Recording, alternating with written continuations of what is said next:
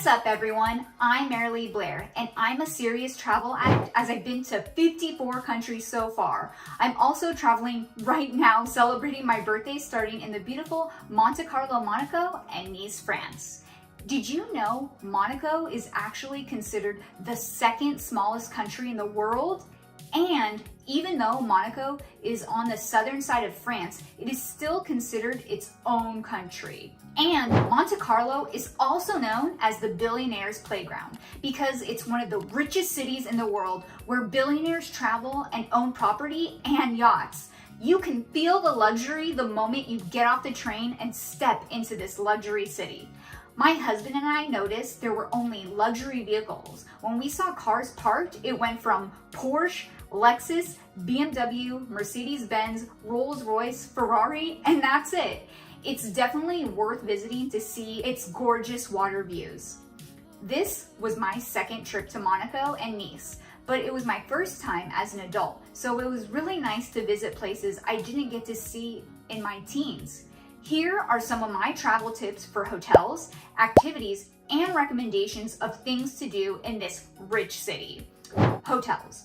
We decided to stay in the main part of Nice so we could be walking distance to the gorgeous light blue ocean and Old Town, since we read a lot of reviews that you are central to everything, like things to do and restaurants to eat. So we booked the Hotel West End, more for the location and because of its history.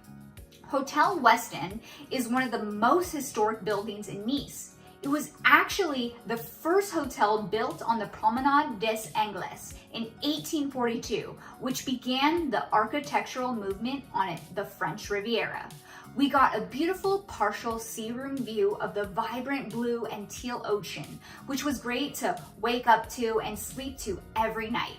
And we would always open the windows so we didn't get glares in our photos or videos from the glass windows.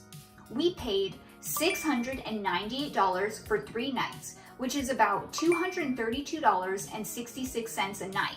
Not bad for a 4-star hotel right across from the water. And we booked it through our More Life travel membership to get this discount. I'll leave my More Life affiliate link below if it helps you get big discounts on fancy hotels too. But I just recommend booking any hotel near Old Town, and that way you get to be near the blue ocean because it was just so nice to have the option of being able to walk to the beach every single day.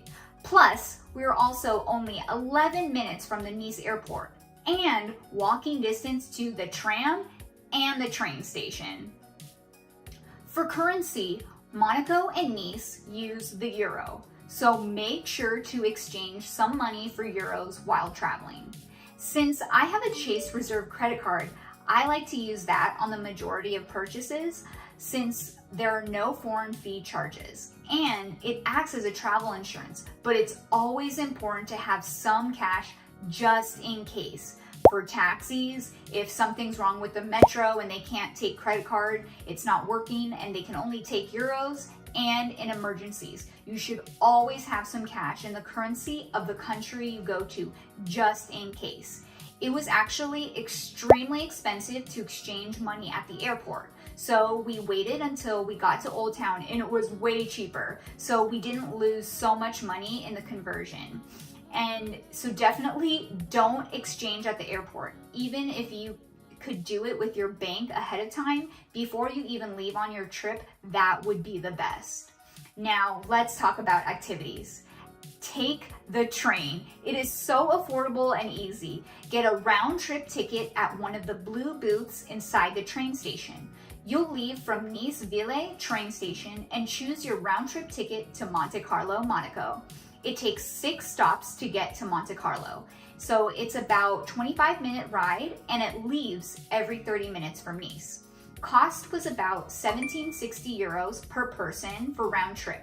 And it was great because we were also able to stop at 2 other cities that I really wanted to see since I didn't get to see them on my first Monaco trip, which were Eze and Villefranche-sur-Mer.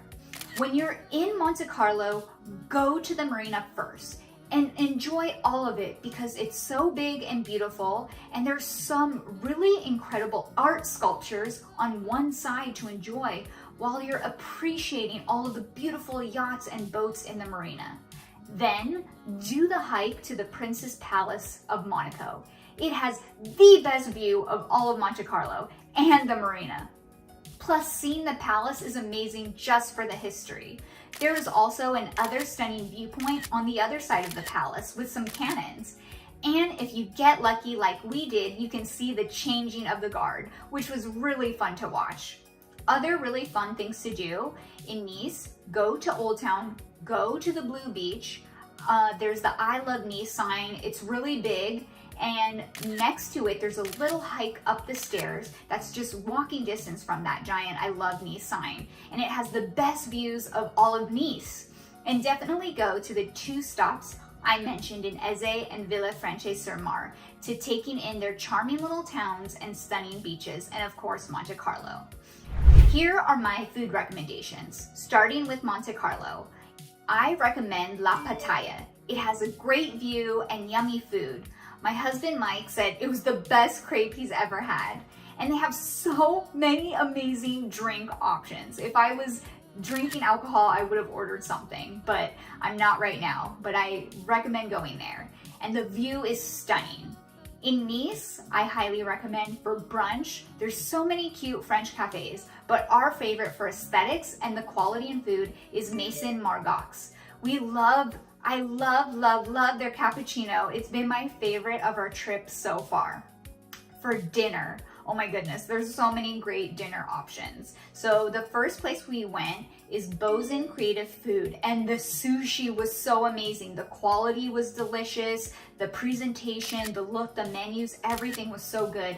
And I got an amazing salmon teriyaki salad. We also went to Le Frog.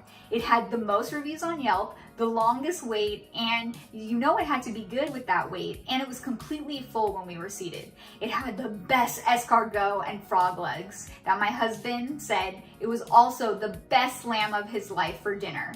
And I also got a white fish with risotto, and it was delicious. We also went to La Villa d'Este. They had the best sea bass of my life, and my husband loved his arugula mushroom cheese pizza. So we get why they also were packed every day and also had great reviews.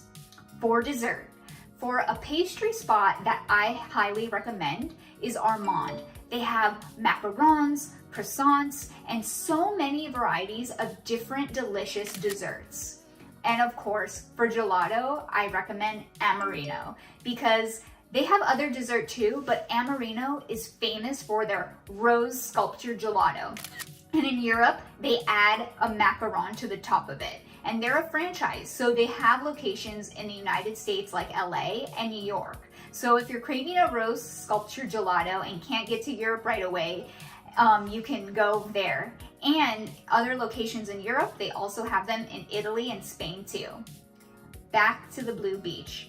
So in Nice, I highly recommend checking out a restaurant at the Blue Beach. There's so many to choose from, or you can relax on the beach, watch the sunset. There are blue chairs everywhere when you're walking on the boardwalk for during the day. You can relax and take a break, go there for sunset, for romance, and more, which was really nice to enjoy.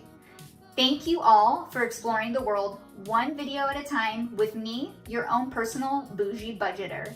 Don't forget to subscribe and hit the like button, and look for brand new episodes every Wednesday. Let me know what country you want me to talk about in the comments section. And for all helpful links and info I mentioned in the video, read them in my description below.